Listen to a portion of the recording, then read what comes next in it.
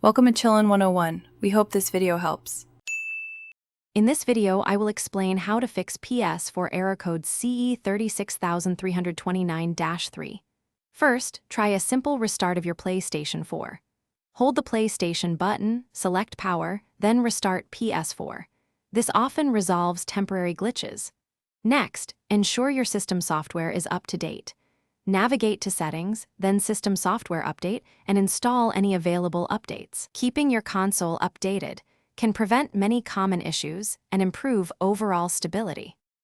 If a simple restart doesn't work, the next step is to rebuild your console's database. First, turn off your PlayStation 4 completely. Then, press and hold the power button until you hear 2 beeps about 7 seconds to enter safe mode. Connect your controller with a USB cable, then select Option 5, Rebuild Database. This reorganizes your hard drive files, which can resolve corrupted data and improve system performance. Should the error persist, you might need to reinstall the system software. On a computer, download the official update file from PlayStation's website to a USB drive, ensuring it's in the correct folder structure. Then, boot your PlayStation 4 into safe mode again. Select Option 3, Update System Software, and choose to update from a USB storage device. This installs a fresh copy of the operating system, often fixing deeper software issues.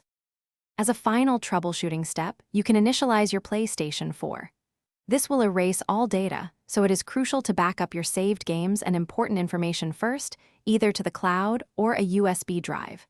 Once backed up, go to Settings, then Initialization and select Initialize PS4. This restores your console to its factory settings, often resolving persistent system software errors. If the issue continues, contacting PlayStation support is recommended. Thanks for watching. Consider subscribing if we helped you.